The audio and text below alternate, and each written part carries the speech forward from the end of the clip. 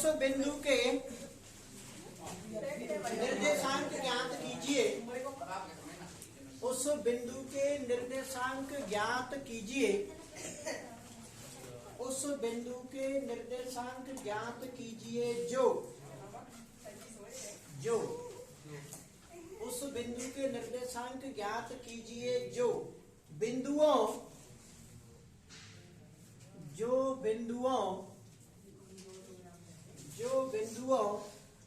4, -3 जो बिंदुओं 4, -3 और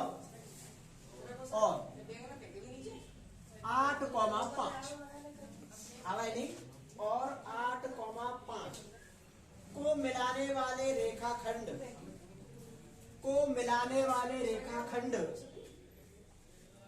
को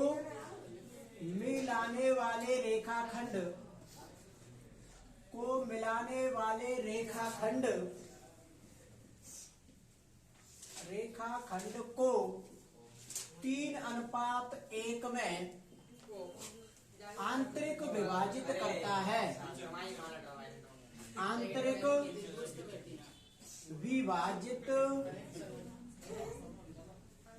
आंतरिक विभाजित करता है।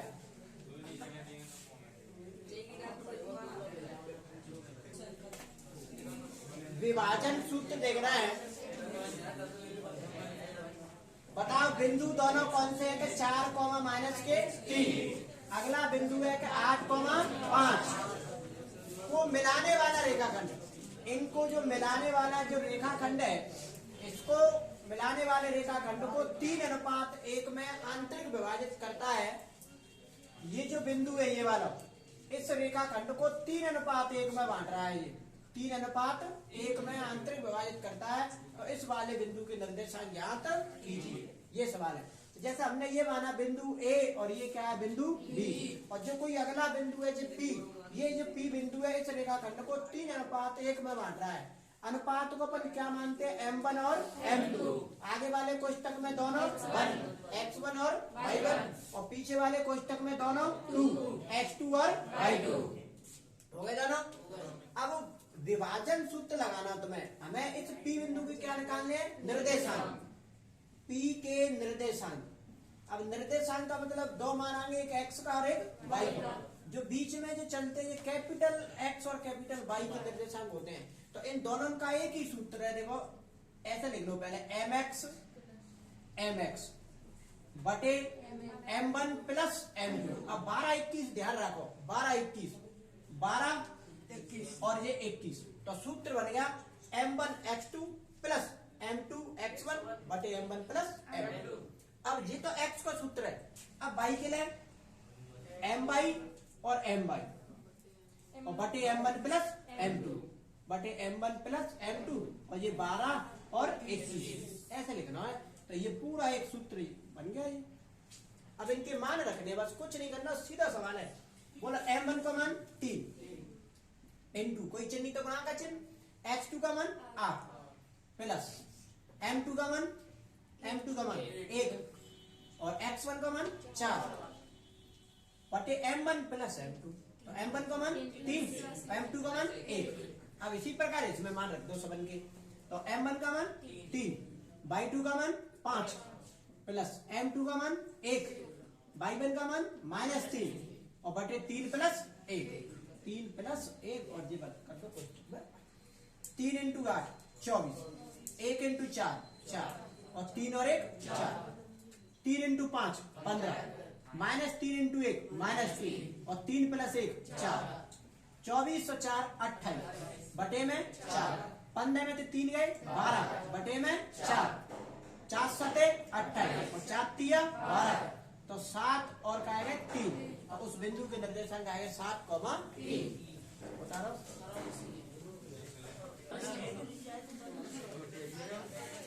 बिंदु। अगला क्वेश्चन लिखेंगे बिंदु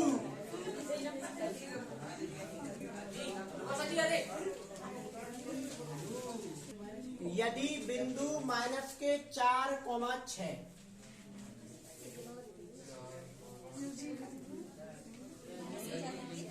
-4,6 यदि बिंदु माइनस के 4,6 बिंदुओं को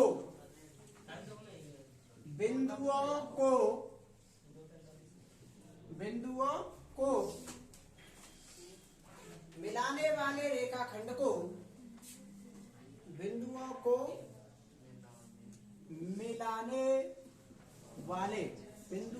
मिलाने वाले रेखाखंड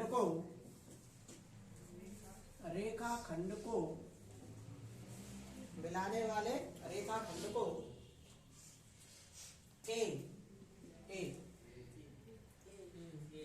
माइनस के 6,10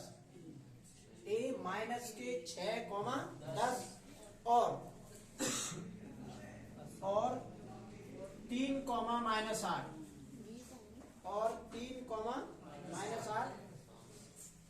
को किस अनुपात में विभाजित करता है?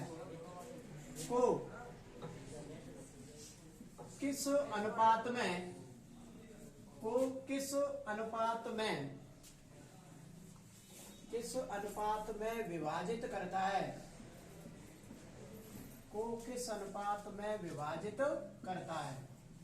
यस देखो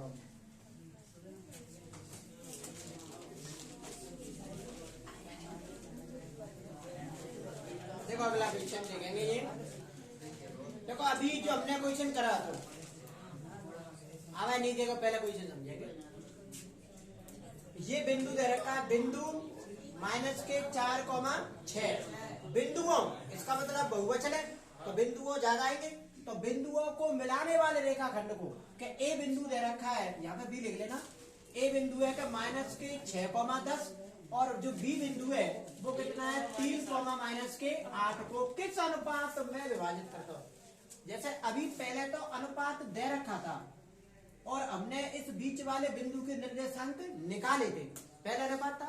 अब इस बिंदु के बीच वाले के निर्देशांक ये दे रखे हैं, जैसे अभी हमने वो निकाले थे ना 7 और 3, तो अब की वो उनकी जगह पे ये दे रखे हैं और ये पूछ रहा है कि इस अनुपात को बताओ कि जो M1 को और M2 का जो अनुपात है वो कौन सा। अब की उल्टा अनुपात पूछ रहा है, तो देखो कोई सा भी सूत्र लगा दो। जैसे हमने ये पूरा सूत्र तो x और y के दोनों के थे, अब ये अगर देखा जाए तो ये स्पेशल x को सूत्र और वो y वाला हो। तो जब हमें कहा निर्देशांक निकालने थे दोनों के मान x और y के, अब हमें केवल अनुपात निकालना है, तो चाहे तो x वाला सूत्र लगा दो चाहे y वाला लगा दो, कोई सा भी लगा दो, एक से आंसर आ जाओगे। तो जैसा कि अपन x वाला सूत्र लगा देते हैं, तो इनको अपन क्या मानेंगे x1 y1 और पीछे वाले कोष्टक में x2 y2, और ये जो मान होते हैं ये कैपिटल X और कैपिटल Y के मान होते हैं। तो इस x की जगह पे कहा जाएगी माइनस के 4। M1 को मान हमें निकालना है तो छोड़ देंगे M1। x2 का मान कितना होगा 3 प्लस M2 का मान हमें निकालना है और x1 का मान -6 बटे M1 प्लस M2, तो M1 प्लस M2, क्योंकि ये तो मान ही हमें चाहिए। माइनस के 4 बराबर 3 का गुणा M1 से करेंगे 3M1 और माइनस के 6 का गुणा M2 से करेंगे माइनस के 6M2 और बटे में M1 प्लस M2 और इसके बटे में क्या मानेंगे 1 वज्र गुणा।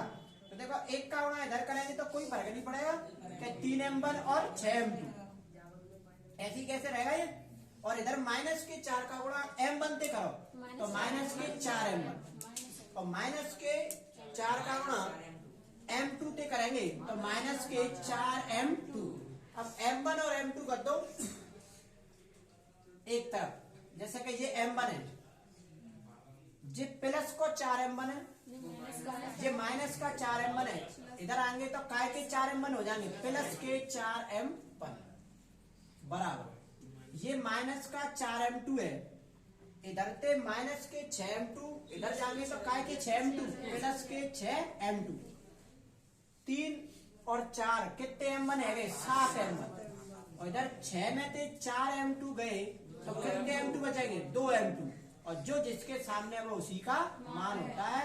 तो देखो M1 के सामने क्या लिख रही है 2, तो M1 को तो मान कितना आ गया 2 और M2 के सामने क्या लिख रही है 7, तो M2 का मान कितना आ गया 7 या 2:7।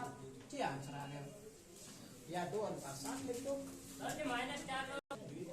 देखो वह अनुपात ज्ञात कीजिए जिसमें बाई अक्ष बिंदुओं को, वह अनुपात ज्ञात कीजिए जिसमें बाई अक्ष बिंदुओं को माइनस के 5, 6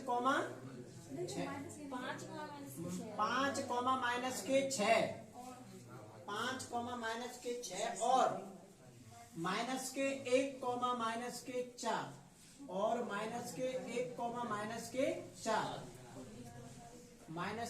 -4 को मिलाने वाले रेखाखंड को मिलाने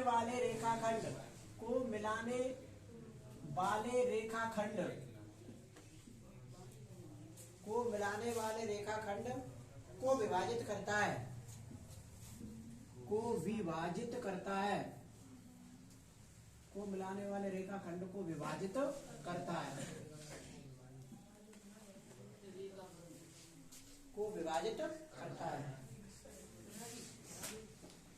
देखो आगे सवाल। वह अनुपात ज्ञात कीजिए जिसमें बाई अक्ष बिंदुओं को, पहले मुझे ये बताओ, ये जो दो बिंदु दे रखे हैं, एक बिंदु कौन सा है 5, -6 और एक कौन सा है -1, -4। वह अनुपात ज्ञात कीजिए जिसमें बाई अक्ष बिंदुओं को, ये जो बाई अक्ष है ये वाला, ये बाई अक्ष इन बिंदुओं को किस अनुपात में विभाजित करता है, और बाई का मान भी ज्ञात कीजिए। अगर ऐसा आया तो बाई को मान भी ज्ञात करवा सकते हो। पहले तो अनुपात बताओ ये कौन से अनुपात में विभाजित करता है। अब मुझे ये बताओ बाई अक्ष पर x का मान कितना होता है? 0। तो इस बाई अक्ष पर x का मान क्या हो गया? 0। तो ये जो पॉइंट है वो बन गया 0,y। आगे वाले इस कोष्टक में दोनों क्या होते हैं? x1 और y1। पीछे वाले इस कोष्टक में दोनों क्या होते हैं? x2 और y2। अब देखो पहले हमें अनुपात निकालने हैं। अब ये वैल्यू कौन की है? 0 x और ये कौन सा? y का। तो x वाली सूत्र लगा दो, तो इससे क्या है अनुपात आ जाएंगे m1 और m2, और जैसे ही अनुपात आ जाएंगे तो फिर अपन y को भी मान निकाल सकते हैं। तो x वाला सूत्र क्या है कि mx और mx ऐसे लिख दो दो बार, और बटे में m1 प्लस m2 और 12 और 21 बन गया सूत्र। अब इस x की वैल्यू कितनी है? 0। x का मान 0, m1 का मान हमें निकालना है, x2 का मान बोलो -1, m2 का मान हमें निकालना है, और x1 का मान 5 और m1 प्लस m2। देखो इसके बटे में एक मान लो वज्र गुणा कर दो। अब ये तो 0 से टकराएंगे सब, तो पूरे 0 हो गए। अब देखो इधर 1 का गुणा करेंगे तो इससे भी कोई फर्क नहीं पड़ेगा, तो केवल क्या बचेगा कि माइनस का 1 m1, ये 1 को गुणा इससे करेंगे -1 m1 और प्लस के 5 m2, और ये 0 से टकरा के पूरा 0 हो गए। अब एक तरफ कर दो, जैसे जी तो 1 m1 है, ये प्लस का 5 m2 है, इधर जाएगा तो किसका 5 m2? माइनस का, और माइनस से माइनस कट गया। अब जो जिसके सामने है वो उसी को मान है, तो m1 के सामने क्या लिख रही है? 5, और m2 के सामने क्या लिख रही है? 1। तो m1 और m2 को मान आ गया जी। तो ये जो अनुपात है वो क्या बन जाएगा? 5:1।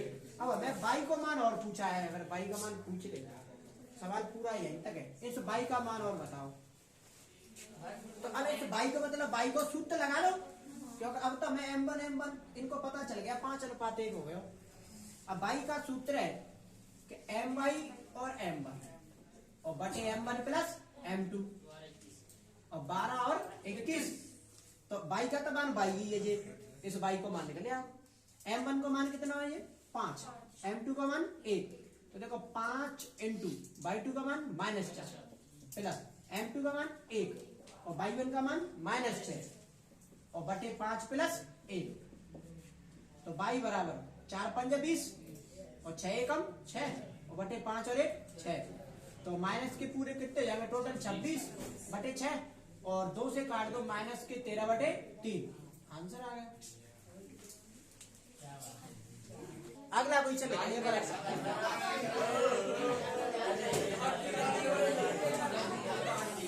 x और y के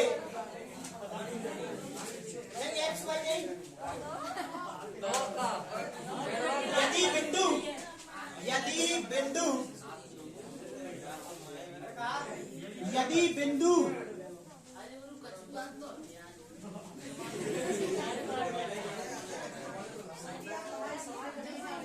यदि बिंदु ए यदि बिंदु ए 2,3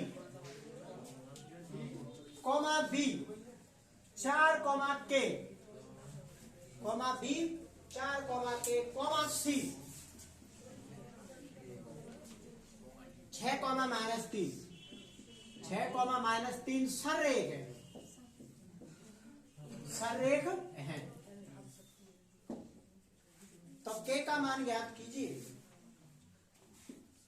तो के का मान ज्ञात और कीजिए। तो के का मान ज्ञात कीजिए। अब अपन जब से 2 बिंदु पढ़ रहे थे अब 3 हो गए। इसका मतलब है कि अब अपन 7.3 में पहुंच गए। बीच की दूरी चल रही थी तब इसको मतलब 7.1 में चल रहे। अभी अपन 7.2 में। अब जी सवाल है 7.3। अब देखो 3 निर्देशांक दे रखे हैं। क्या ए के तो दे रखे हैं 2,3, बी के निर्देशांक दे रखे हैं 4, के और सी के निर्देशांक दे रखे हैं 6, -3। बताओ आगे वाले कोष्टक में दोनों क्या होंगे 1, दूसरे वाले कोष्टक में दोनों 2, तीसरे वाले कोष्टक में दोनों 3, x3 और y3। इधर देखेंगे अब इसमें त्रिभुज का बड़ा वाला सूत्र है याद तो हो रही। उसे रटो 123, 231, 312, 123 और 231, 312। अब देखो कैसे लिखेंगे त्रिभुज का क्षेत्रफल। त्रिभुज का क्षेत्रफल। अब त्रिभुज के क्षेत्रफल का सूत्र है क्या 1/2। ये ध्यान रख लो बस। पहले x और फिर y माइनस y, फिर x और फिर y माइनस y, फिर x और y माइनस के y। ऐसा तुम्हें ये 3 बार प्रोसेस करनी है।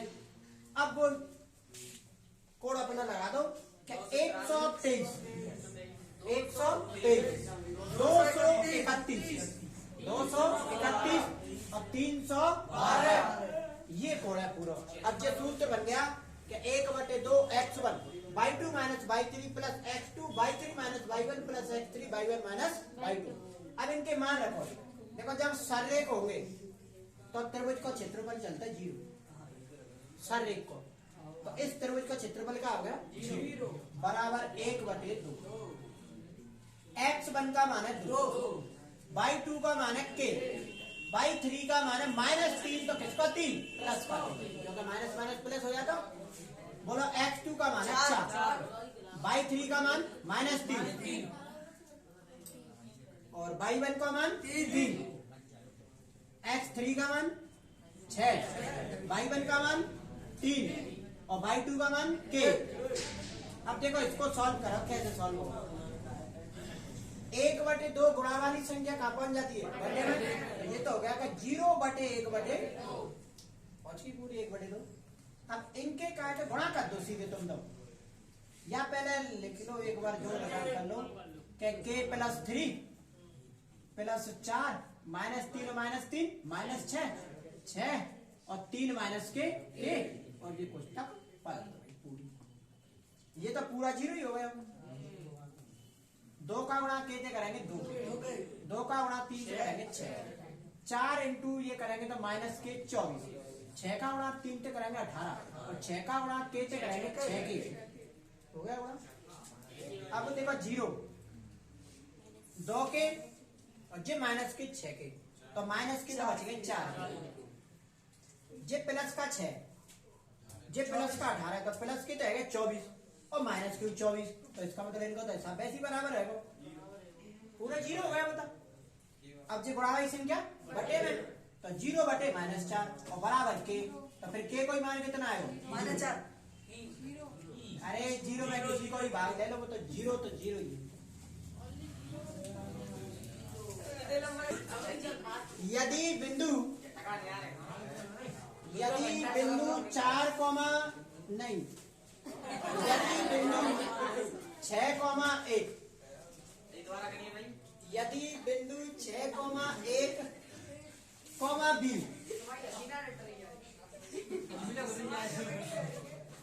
बी 8,2 बी 8,2 सी